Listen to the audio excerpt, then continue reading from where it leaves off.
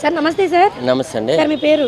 నా పేరు గన్నికోట శేషగిరిరావు అండి. శేషగిరి గారు చెప్పండి, పాకిస్తాన్ వర్సెస్ ఇండియా యుద్ధం జరుగుతుంది, దీని మీద మీ అభిప్రాయం ఏంటి? చూడండి, ఏదైతే పెహల్గామ్ టెర్రర్ అటాక్లో మన జమ్మూ కాశ్మీర్లో జరిగినటువంటి పెహల్గామ్లో జరిగినటువంటి ఉగ్రదాడులకి ప్రతిగా ఇప్పుడు దాన్ని ఖండిస్తూ మేము భారత్ అసోసియేషన్గా కూడా కార్యక్రమం చేసి ఉన్నాము గతంలో. అయితే ఈ యొక్క పెహల్గామ్ జమ్మూ కాశ్మీర్ పెహల్గామ్లో జరిగినటువంటి ఉగ్రదాడులకి మనం యావత్ భారతదేశం ఖండించింది.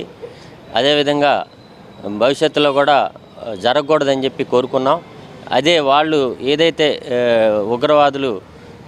ఉగ్రవాదుల రూపంలో ఈ పాకిస్తాన్ జరిపేటువంటి ఈ దాడుల్ని ఈరోజు కూడా మేము ఖండిస్తూ ఉన్నాం. ఎందుకంటే వాళ్ళు ఎన్నో ర్యాకెట్లని వీటిని ప్రయోగించి మన మీద, ఇండియా మీద, ఆ పరిసర రాష్ట్రాల మీద, ఆ పంజాబ్ మీద కానీ, వీటి మీద కానీ, జమ్మూ కాశ్మీర్ మీద కానీ శాంతిని నెలకొల్పే విధంగా వాళ్ళు లేరు. కాబట్టి వాళ్ళని తిప్పికొట్టే ప్రయత్నం భారత్ గట్టిగా ప్రతిఘటించింది. అదేవిధంగా ఆ ప్రతిఘటనలో భాగంగా చాలామంది వాళ్ళ ఉగ్రవాదులు ఏదైతే స్థావరాలు ఉన్నాయో ఆ స్థావరాలన్నింటినీ కూడా అణిచివేయడానికి మనం భారత్ అనేది ప్రతినబూనుకొని చాలా ప్రతిష్టాత్మకంగా చేస్తూ ఉంది. కాబట్టి యావత్ భారతదేశము మేము భారత సెషన్గా కూడా మేము ఈ యొక్క పాక్ దుశ్చర్యల్ని మనం ఖండిస్తూ ఉన్నాం.